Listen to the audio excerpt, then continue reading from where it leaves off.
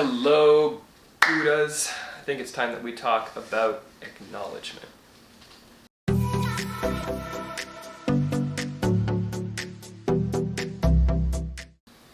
Now, Buddhas, before we get started, I've got a playlist with probably about 200 videos at this point. Probably about 200 videos.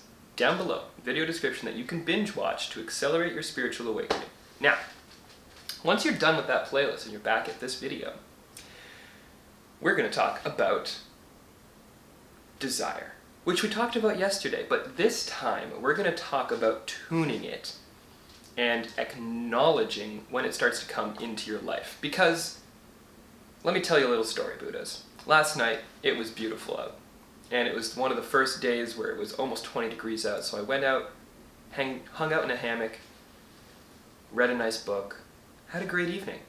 And then walking home, I started to recognize I was very much in a good place. So I started to recognize some of the desires that I have planted out in the world around me. I recognized a Lamborghini in green driving down the street. I recognized a group of women that I felt were quite attractive. I recognized people doing photo shoots and having fun out and about. These are a lot of different things in my world that I desire. And the fun part about that entire situation is not necessarily about seeing, oh, there's a cute girl over there, I'm going to go immediately and talk to her.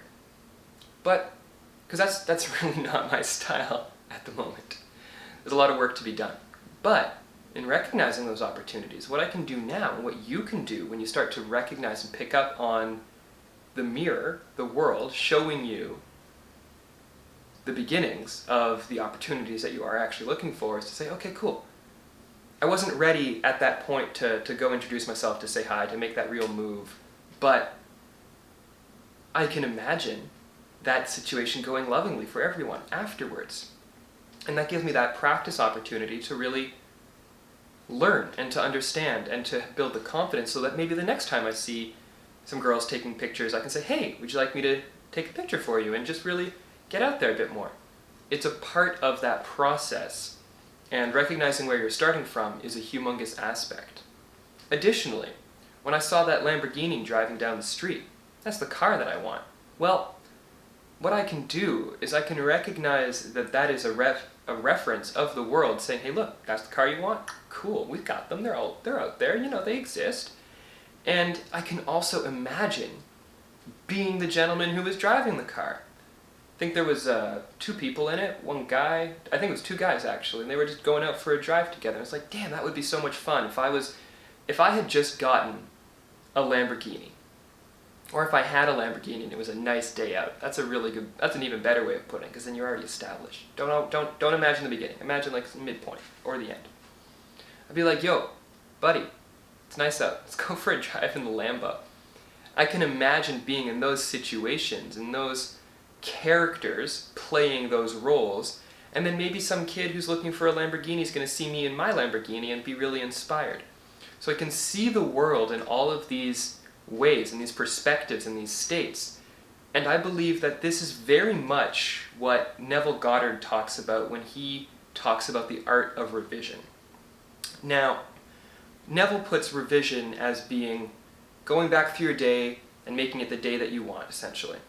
Well, I'd like to add a particular instruction to that, if I may, and to kind of modernize the language maybe in it, but to recognize the opportunities that you had throughout the day, which are acknowledgements of your ongoing desires, and you can really focus and pinpoint that energy. So I can recognize my day, which was yesterday, and I can say, okay, so here were car, here was group of girls, here was dinner maybe or something.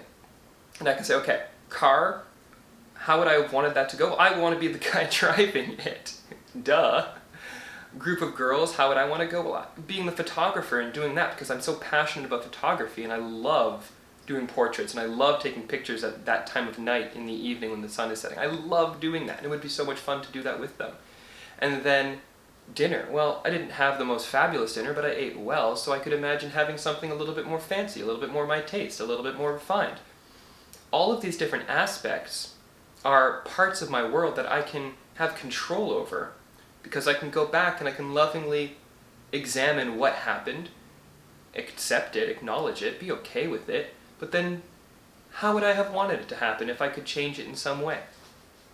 So this is about acknowledging and working with the aspects of the universe that it's giving to you. It's showing you right off the cuff, being like, hey, look, is this what you want? And if you constantly ignore those questions from the universe, I believe the universe gets a little bit offended. I believe it says, hey man, you keep asking for these cars, but then I send you one down the street and you're pissed off about it. What gives? And you'd be like, well, I want the car, and you showed me one, and it was some other guy's car. But then the universe is going to be like, hey, look, whoa, let's take a step back here again. It's all one. So that guy having the car and being literally 10 feet away from you, what's the difference? Well, he was the one driving it. Well, okay, yes, I get that, but he's a reflection of you in a certain way. So maybe the better take on that situation is to accept that the car was brought into your world so that you could see it and you could appreciate it, and this time around you really did, which means that you're making incredible progress. Good job, bud. At least that's the perspective that I have started to take on life. And let's be honest, a lot of people see a guy in a Lamborghini and go, ha ha ha, I can make a bunch of jokes about that. But if that's the state that you're in, fine. I hope you're not looking for a Lamborghini.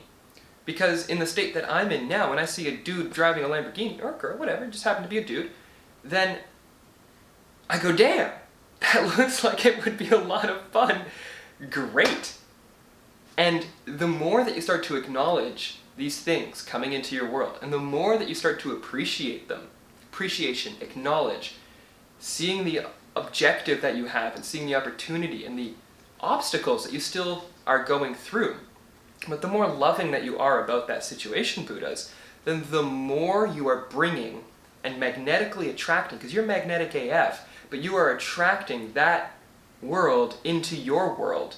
And that is really the key, the actual secret sauce to this imagination aspect, is everything here is a part of our imagination. It's all one big, beautiful dream. So, given that that is the case, and we're walking around in waking sleep, then is it not prudent to really appreciate and love whenever a desire actually comes to the foreground? Is it not prudent to really acknowledge that you, the universe, God, whatever the heck, you call it what you want to call it, but the energy of existence is on your side? These things all together, Buddhas, are what really create enlightenment. These are what create reality, because I believe that along this path we have to start to learn and appreciate and acknowledge our own role in it and our own power in it. Even though that may seem entirely insignificant on the grand scheme of things, it is super significant on the micro scheme. And the macro and the micro are ultimately patterns and reflections of each other. So, Buddhas, before we get too mathy on this one, we're going to call it a day. We're going to appreciate all of the comments, likes, and subscribes that you've got down below. Leave me a comment down below if you start to see your actual desires coming into the world and appreciating them, because that's the secret, Buddhas. But the most important thing, remember, the most important thing at the end of the day, Buddhas, is to love yourself.